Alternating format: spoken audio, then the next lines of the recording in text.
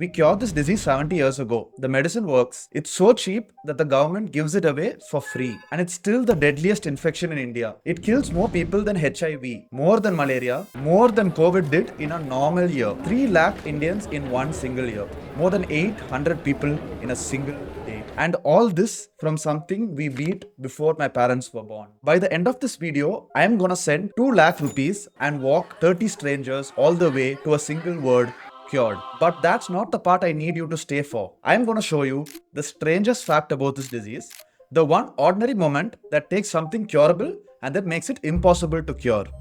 It doesn't just happen in a lab. It happens in a one-room home in Delhi. On a morning, a man wakes up and finally feels fine. I want you to care about that morning. Give me 8 minutes and you will. One more thing before we start. I almost didn't send this money and I'm gonna tell you exactly why before I hit the transfer button. Okay, let's start with how big this is because it's bigger than you think. 1 in 4 TB patients on the entire planet is Indian. About 27 lakh new cases here every year. It is, by a wide margin, the single biggest infectious killer, more than HIV, malaria and the rest of them put together. And almost nobody talks about it. Malaria gets the headlines. TB just does the work quietly, out of sight, in the lungs of daily wage workers in crowded one-room homes in the slums of every city you've lived in. The deadliest disease in the country is also the one we've all quietly agreed not to look at. So, let's look at it. First, what is it actually doing in there? TB is a bacterium and it moves through the air. Someone coughs on a bus, you breathe in a few invisible germs and that's all it takes.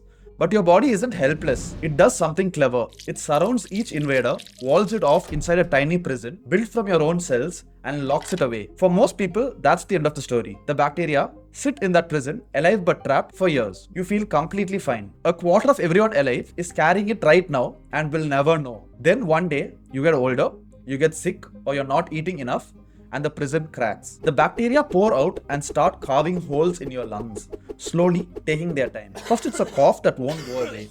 Then the cough starts bringing up blood. Night sweats soak through the sheets. You stop being able to climb a flight of stairs. Then you can't finish a sentence without stopping for air. Your body begins burning its own muscle for fuel and you watch yourself disappear in the mirror week by week. They used to call it consumption because that's exactly what it does. It consumes you. Left alone, it kills nearly half the people it wakes up in full view of everyone who loves them. Now picture all of that happening to the one person a family of 6 depends on. Hold on to him, we are coming back to him. Here's the part that flips everything you'd assume. The most dangerous thing you can do with TB isn't ignoring it, it's half treating it. We don't fight TB with one single drug. We hit it with 4 at once, and there's a reason. In any lung full of these bacteria, a few of them, by pure random chance, are born slightly resistant to one of the drugs. Use one drug alone and you kill the weak millions and leave those few mutants standing. So we use 4 because the odds of a single bacterium being born resistant to all 4 at the same time are almost 0. Overwhelm it before it can adapt. But it only works if you take all 4 every day for 6 months. The moment you stop early because you feel better, because you ran out, because you couldn't get to the clinic, the drugs have already killed the weak ones. The only bacteria left alive are the resistant ones. And now they multiply with nothing left to compete with. You didn't just fail to cure yourself. You just ran natural selection inside your own lungs and bred a stronger disease. That's multi-drug resistant TB. It kills 40 to 60% of all the people who get it, even with treatment. And in a private hospital, it costs 4, 5, even 6 lakh rupees for a single patient for a disease that started out free to cure. So let's hold these two facts together. The cure is free, and stopping the free cure halfway is exactly how you breed a version that costs a fortune and kills more than half of the time. Which raises the obvious question. If the cure exists and is free, why do 3 lakh people still die every single year? Let's forget this number for a second. Look at one ordinary day instead. That man I asked you to hold on to, he gets diagnosed in a Delhi slum. He's the only earner for a family of 6, all sharing one single rented room. The pills cost him nothing, but the clinic is open the same hours as he works. It's an hour each way, and every visit costs him a day's pay he doesn't have. The first month he goes, he feels terrible and so the trip makes sense. By month 3, the cough is gone and he feels completely fine. And now, every single morning, he faces the same small choice. Lose a day's wages or skip a pill he's sure he doesn't need anymore. He isn't callous, he's just doing the math any of us would do. But miss enough of those mornings and the odds of his treatment failing jump nearly 6-fold, and you already know what failing breeds. And here's the part that's hard to sit with. When the resistance strain takes hold, it doesn't just stay his. It moves through that one same room to his wife and to his child sleeping next to him. A disease that was free to cure 6 months ago becomes one that costs more than he earns in a decade, takes 2 years to fight, and kills more often than not. That's what a single missed morning can grow into. Not a statistic, a family, one at a time. We built a system that asks the poorest people in the country to clear the highest hurdle to save their own lives. And then we call them non-compliant when they can't. Which brings me to the people I'm backing, Operation ASHA. Their whole idea is to close that arm reach gap. Stop making sick people travel to the clinic, put the clinic where they are. They take the people already standing in every corner of the slum, the local shopkeeper, the tea seller, the temple priest, and train them as TV providers. The medicine sits in the shop you already walk past. Every day when you come for your dose, they log it with a fingerprint scanner, so there's proof that you actually swallowed it. And miss a day, and someone walks to your house within hours to find out why. They run this in the slums of Delhi, across 5 Indian states, and in Cambodia. It isn't the cure, it's the thing that gets people to finish it. But like I promised, I almost didn't back them. And I owe you 2 reasons why before I hit the transfer button. Honestly, not the medicine. It's buying the part the free system keeps dropping. The daily check-in, the counseling, the person who walks to your house when you miss a dose. I think that part is worth paying for.